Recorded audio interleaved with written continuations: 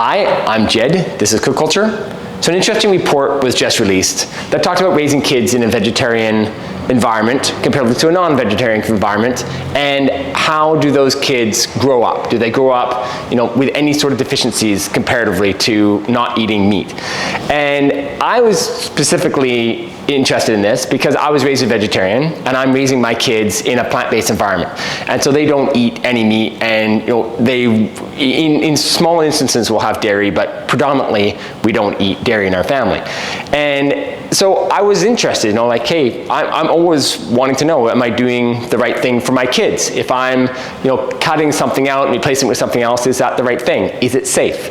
And so I read this report in detail. I took a lot from it, but I was interested to get a professional perspective on this, on somebody who deals with kids, who understands this at a much more detailed level, and sees this sort of decision-making being applied in a day-to-day life, and is that the right way to go?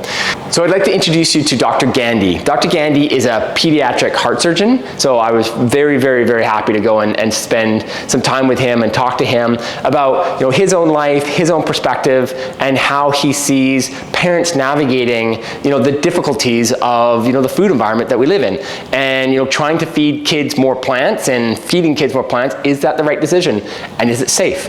So we both talked about this report. He read it in detail, he has his perspectives, and so I went and sat down with him, and this is our conversation. So I hope you enjoy. Thanks so much. Yeah, well, thanks for having me, Jed. So my name's Sanjiv Gandhi. So by profession, I'm a heart surgeon, a pediatric cardiovascular surgeon. I've been in that profession for a few decades now, and I've been in Vancouver since 2010 as the head of pediatric cardiovascular surgery at BC Children's Hospital. Yeah, and I think overall it's a well conducted study, and it's a large number of patients. Unfortunately, the number of vegetarian/vegan patients in the larger cohort was relatively small. But the essence of their conclusions was that it's safe to be a vegetarian as a child. Mm-hmm. A plant-based diet is not harmful if done carefully, appropriately balanced. Mm-hmm. Obviously, there will be deficiencies from the lack of meat, but those deficiencies are not such that they can't be easily substituted for plant-based foods. And in fact, some of the plant-based foods have advantages, significant advantages over meat-based foods when it comes to providing those nutritional or providing the nutritional benefits. Yeah, I mean, it's more than harmless. I think there's benefits to it. Over that of a typical North American diet. Yeah, absolutely. I mean, full disclosure, I'm not a vegan. I'm not even a vegetarian. Yeah. I mean, I've evolved my diet quite a bit over the last decade to be much more plant-based. Mm-hmm. So I'm probably vegetarian, 80% of the time, but and I really truly believe in a well-rounded diet. I don't think there's an issue once in a while if you want to do this, that, or the other thing. Yeah. But I think being smart about dietary choices is the most important thing, being well-rounded and understanding what you have to put in your body to make up for what you don't put in your body is important. You can't just eat one thing, 24/7, 365 and expect not to have issues. Right. But at the same time, there are people that are scared to have their children follow a plant-based diet largely or solely because they're worried about iron deficiency, and they're worried about growth, and they're worried about protein intake and all that sort of stuff, which is a bit of a fallacy. You can get just as much protein from plant-based foods if done properly. Iron is not an issue if done properly, and you think about it, there are so many plant-based foods that have as much or more iron than red meat does, for example. Yeah. So you don't really have to worry about those sorts of things when it comes to the growth and development of a child, and which is obviously important. People worry about, well, the growth and development of a child is going to influence them for the rest of their life, which is entirely true. But if you do it properly and smartly, I think it's not an issue. I think the typical North American diet has a lot more issues with life later on, because it's a lot of processed food, a lot of sugar, a lot of salt, and those are the real culprits when it comes to health consequences down the road.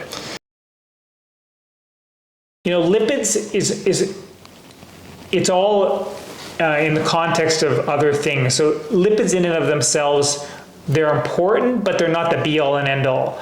Cholesterol in and of itself is very important, but it's not the be all and end all. You have to take everything as a package. So, their point about lipids was that if you're a vegetarian and you don't consume cow's milk, your lipids levels are lower than if you do consume cow's milk. But if you're a vegetarian that takes the recommended 2 cups of cow's milk or whatever it was a day, your lipid profile is the same as a non-vegetarian. I think that's nitpicking about details that aren't super important. Not that they're not at all important, but and cholesterol is also very important, but it's in the context of general health. So if the only thing wrong with you is that you have too many lipids in your system, that's not the end of the world. At the same time, if you have high cholesterol, you probably need to make adjustments one way or the other to affect that for the long term. Mm-hmm.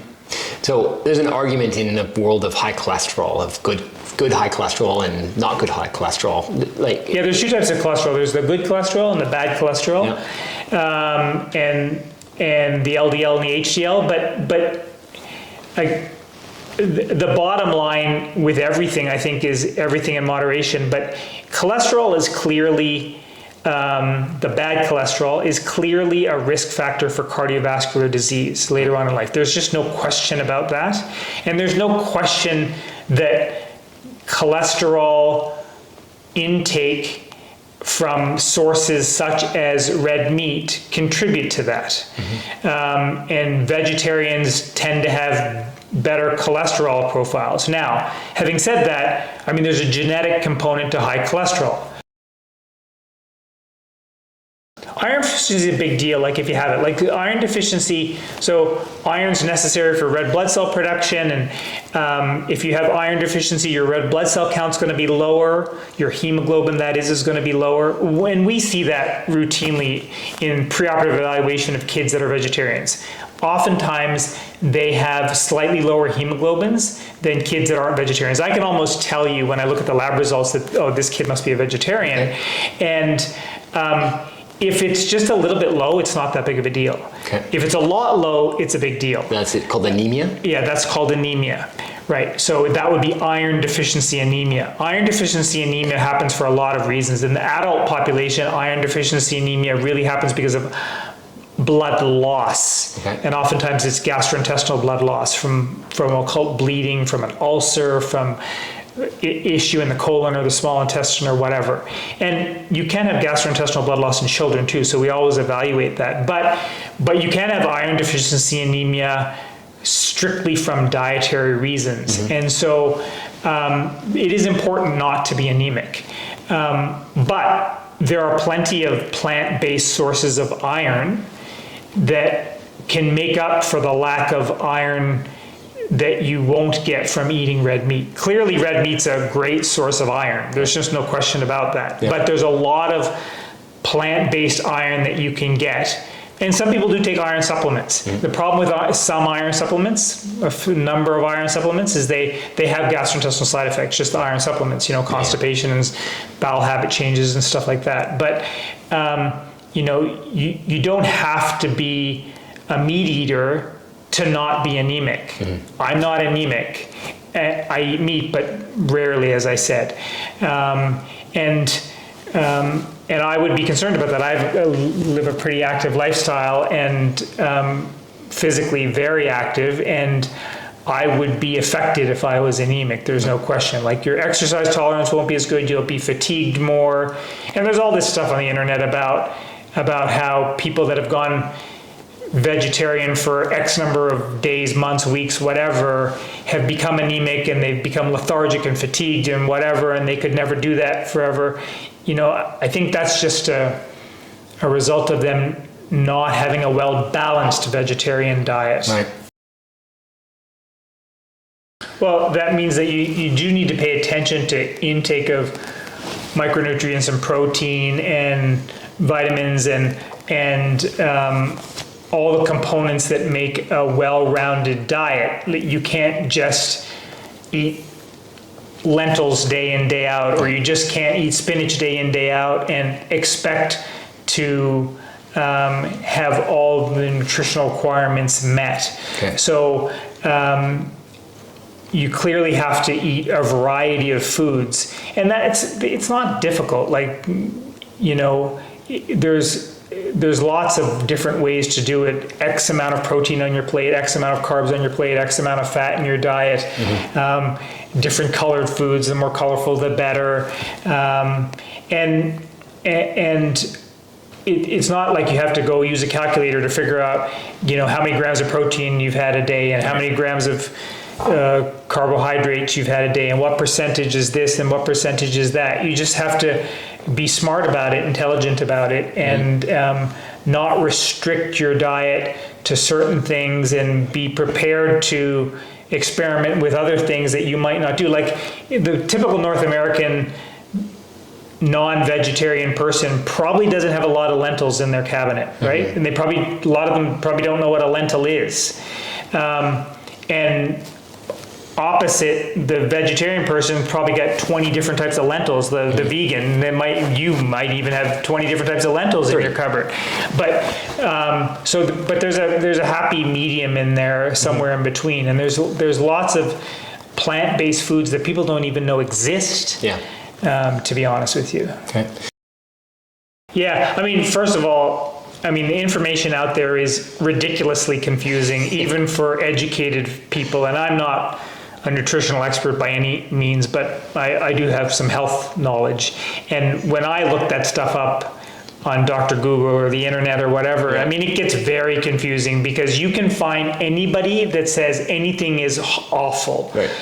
Being a vegan is the worst thing in the world. Being a vegetarian is the worst thing in the world. Eating tomatoes are the worst thing in the world. Right. Eating fruits and vegetables all day, and the lectin thing and all this sort of stuff. It's like, well, I just should probably starve, right? Because everything's bad for me. Yeah. So sometimes too much information is not good, and we see that a lot in our line of work, because most parents come quite educated these days about everything, and you have to select sort of what you read on the internet. Having said that, I'm a heart surgeon, so I operate on the heart every day, and it's astonishing to me sometimes when I open up a toddler's heart or open up their aorta to do something to their aorta, and there's plaque on the inside of it, and they're 7 or 8 or 9 or 10 or 11 or 12 years old. And plaque is like cholesterol. Cholesterol buildup. And, again, there can be genetic issues that lead to that, but that's dietary. And to me, that's a problem. And it's not a problem in that a little bit of plaque inside your aorta when you're 7 or 8 is going to cause you to die or anything like that. That's not the issue. The issue, that's a harbinger of disease to come, and that's only going to get worse as you get older. And clearly, plaque buildup, high cholesterol, that's a huge source of morbidity in the adult world, because cardiovascular disease is the leading cause of death in North America. And so, and most cardiovascular disease is in some way, shape, or form acquired, in the sense that there are contributing factors like tobacco consumption and hypertension and diabetes and diet and lack of exercise and all the rest that contribute to poor cardiovascular health. So any modifications that you can make as a child or in youth that stick are obviously going to be beneficial for the long term. Yeah. And even that plaque that you have, if I ever do that, I open up an aorta and I see plaque, that's the time that I before discharge. I don't do it right away. I let the kid recover and make sure they're all fine from their heart operation. But sometime prior to discharge or at the first follow-up visit, mention it to the folks that, listen, there was a little bit of this inside Johnny's aorta, and you probably ought to talk to our dietitian and think about some dietary modifications just to eat a little bit healthier so that this doesn't progress to something as Johnny gets older. Yeah. Yeah, I think that's very important. Weight, some magical weight target that is set is, again, not the be-all and end-all. And I think one also has to realize that of the vegetarians and vegans in this study, a significant percentage had a ethnic background. And they were saying Asian, wasn't it? Mostly? Yeah, and speaking as an Asian, like, not all, I don't want to be a stereotype here, but a lot of Asians are smaller. I am. Yep. I'm smaller. You know, there's definitely an ethnic predisposition to body size and composition. There's just no question about that. And so you need to tease that out from size, and being the magical 75 kilo male that's 5'11" is not the be all and end all of health. Right. Size matters in some things, but development matters a lot more than specific metrics of size. So, you know, I'm underweight, you know, I take that with a grain of salt. Okay. So. Right, and that's how we chart it in children, right? We from the time a baby's born to throughout their development, we chart them on growth curves, but we don't look at their absolute numbers. We look at their what's called their percentile. So if they start out small on the 15th percentile, and at age 1 and age 2 and age 3 and age 10, they're still on the 15th percentile, that's just where they are. Right. You know, we don't want them to cross percentiles in a negative fashion. If you start out on the 50th percentile and at 6 months of age and 1 year of age, you're down to the 10th percentile, then there's a problem. That's an indicator, I guess. Yeah, that's an indicator of health or bad health. And so you don't want to cross percentiles that way. Similarly, you know, if you're at the 50th percentile when you're a year of age and you're at the 150th percentile when you're a 6-year-old, there's a problem. Okay. So we just want you to realize your genetic potentials. Right. and there clearly are genetic factors to size. Yeah. You know, you're probably not going to be, you know, 6'5" if both your parents are 5'2". Right. Yeah. It's just not going to happen. Yeah. Fair. Yeah, that can be challenging, especially for the age group that you talk about, because they can be picky, and they see what's in front of them on a plate, and that's where you have to, there's a little tough love involved, and there's a little creativity involved with that too. I mean, there's plenty of ways to make plant-based foods taste awesome, and in fact, many plant-based foods taste more awesome than a piece of steak. Right. You know, I think the advantage of living in the era that we're living in is that there is a lot of information out there, and there's a zillion ways to get recipes and put things together. I mean, you don't even need a shelf of recipe books. You just need an internet connection, and there's plenty of ways to get free advice on how to do that sort of thing in terms of making tasty plant-based foods, or making foods that have less saturated fat and less red meat, all that sort of stuff, to make it more appetizing for kids. And, you know, throwing in the the other issues that are associated with plant-based foods, the non-individualistic advantages, the advantages of the environment and ecology and things like that, for certain kids actually can be advantageous. Yeah, I mean, good point. I mean, I have two nieces that are actually, in my opinion, a little bit too vegan. But nonetheless, the whole environmental thing was their stimulus. It wasn't health. That was their stimulus and their love of animals and this sort of thing. So, and that's the stimulus for a lot of youth now. And so, which wouldn't have been the stimulus for you and me, right? Like, we didn't care about the trees nearly as much as they care about the trees. So, you know, if you highlight some of those other advantages, it can help with convincing kids that might need some convincing. I mean, I really think 100 years from now, plant-based diets will be predominant. I don't think animal-based diets will go away, but given the negative implications, both the planetary implications and the health implications of lots of aspects of animal-based diets or heavily carnivore diets, you know, things will change. Like you've seen other things evolve that were not even thinkable when we were kids. Yeah, smoking in general. Like as you said when you started this, you know, growing up a vegetarian in the 70s and even 80s was almost impossible. It's not impossible at all anymore. So this has been fantastic. Oh, great. I really appreciate the conversation. I hope that it's been informative to anyone watching. You know, if you're in a stage of life that trying to move your family towards eating more plants, you know, Dr. Gandhi here definitely has been clear on the net benefit of eating you know, wholly plants or a lot more plants, and not being concerned. He's saying straight up that it's a safe way. The paper says it's a safe way. He says it's a safe way. You know, we can also find lots of the people that agree, but it was really great to hear it from your perspective of caring for young children. And thank you so much for everything that you do. Thank you.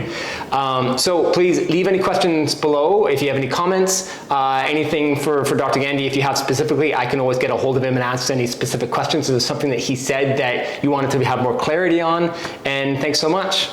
Take care.